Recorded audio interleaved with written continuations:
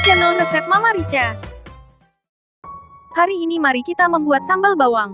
Berikut bahan-bahannya. Silakan di screenshot dan disimpan. Kupas semua bawang merah dan bawang putih. Siapkan juga cabai merah, cabai rawit, dan daun jeruk. Cuci bersih semua bahan yang ada. Lalu cuci juga tomat, dan potong menjadi beberapa bagian kecil seperti dadu-dadu kecil. Semakin kecil maka semakin bagus. Sekarang panaskan minyak goreng yang agak banyak. Kemudian goreng bawang merah dan bawang putih sampai terasa harum. Setelah bawang harum dan layu, langsung angkat dan tiriskan minyaknya. Kemudian lanjut goreng juga cabai merah dan cabai rawit sampai tampak layu. Kemudian ulek bawang merah, bawang putih, cabai merah, cabai rawit dan terasi. Kalau mau lebih cepat lagi, kalian bisa juga memakai chopper. Selanjutnya, panaskan 100-150 ml minyak goreng yang baru. Masukkan cabai, daun jeruk dan tomat. Lalu aduk-aduk sebentar. Lalu masukkan 50 ml air. Masak sambil terus diaduk-aduk, sampai tomatnya hancur menyatu dengan sambal cabenya, dan airnya menyusut. Kemudian masukkan gula, garam dan kaldu jamur atau penyedap rasa. Lalu masak sampai sambal tampak merah dan tanak. Setelah sambal tanak dan benar-benar matang, langsung angkat, tuang ke mangkuk dan dinginkan sampai benar-benar dingin, dan tidak ada uap panas lagi. Simpan sambal bawang ke dalam toples kaca, atau toples yang bersih dan kering. Kemudian tutup rapat-rapat agar sambal awet dan tahan lama.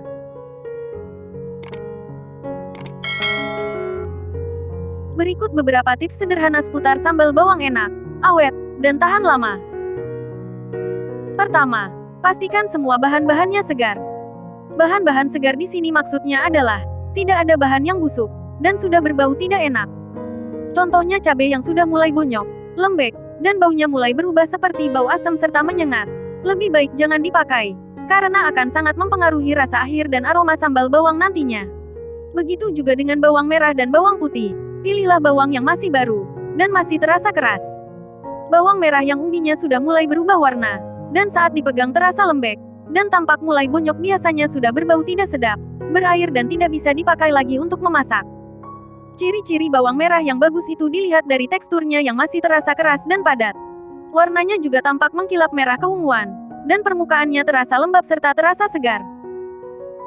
Kedua, bawang dan cabai boleh direbus atau digoreng.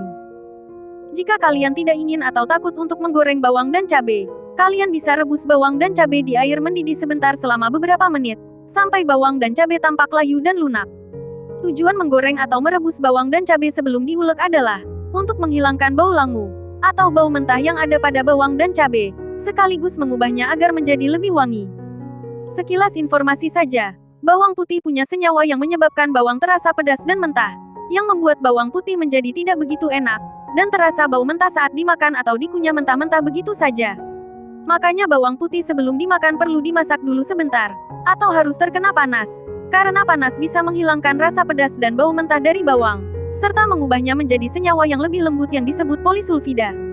Waktu yang dibutuhkan pun tidak perlu lama-lama, hanya sekitar lebih kurang 1 menit saja dimulai dari sejak bawang terkena panasnya wajan, agar gula dan asam amino yang ada dalam bawang putih mengalami reaksi Maillard. Reaksi inilah yang nantinya akan merubah rasa bawang menjadi lebih enak dan manis saat dimakan. Reaksi Maillard bisa dilihat dari perubahan warna bawang putih yang semakin lama akan semakin tampak kecoklatan. Semakin lama proses pemanasannya, maka akan semakin coklat warnanya, mulai dari coklat terang sampai coklat pekat gelap. Ketiga, masak sambal sampai tanak agar awet. Salah satu cara agar sambal bisa awet tahan lama dan tidak cepat basi adalah masak sambal sampai tanak dan benar-benar matang. Masak sampai kandungan airnya menyusut hilang, dan tersisa minyaknya saja. Sambal yang masih ada kandungan airnya cenderung menjadi lebih cepat basi, dan memicu adanya pertumbuhan jamur. Jadi usahakan sebisa mungkin, masak sambal dengan api sedang cenderung kecil, sampai sambal benar-benar tanak alias benar-benar matang. Keempat, sambal akan lebih wangi jika terasi dibakar dulu.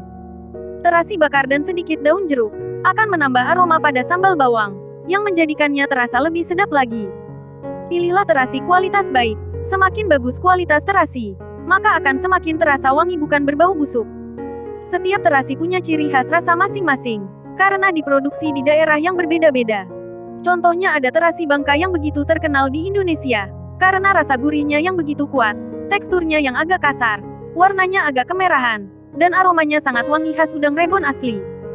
Terasi bangka ini sangat disukai oleh wisatawan lokal, maupun turis dari mancanegara seperti Jepang dan Prancis. Setiap kali liburan panjang mereka datang untuk membawa terasi bangka pulang sebagai oleh-oleh.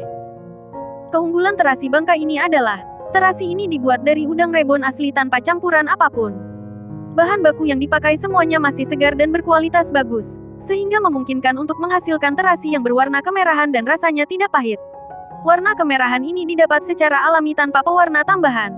Warna merah yang didapatkan itu berasal dari udang rebon asli yang dipakai dan diolah menjadi terasi. Proses membuat terasi bangka ini pun termasuk cukup lama, karena cara pengolahannya semuanya masih manual sesuai dengan resep turun-temurun dari nenek moyang. Mulai dari cara menjala udang, mengeringkan udang, bahkan sampai menjemur terasi yang sudah dihaluskan pun masih mengandalkan teriknya sinar matahari agar kering. Jika cuaca sering hujan dan tidak mendukung, maka proses pembuatan terasi menjadi terhambat, dan akan menjadi lebih lama lagi sampai berminggu-minggu. Setelah melalui proses yang begitu panjang, dan jika dikeringkan dengan benar, maka terasi bangka ini bisa bertahan selama 1 tahun lamanya di suhu ruang, dengan syarat harus disimpan di tempat yang kering dan sejuk. Kelima, toples tempat penyimpanan harus kering. Salah satu cara agar sambal bisa tahan lama dan awet tidak cepat basi adalah dengan menjaga kebersihan wadah tempat menyimpan sambal, dan wadah tempat penyimpanan sambal harus kering, alias tidak boleh basah sedikit pun ataupun lembab.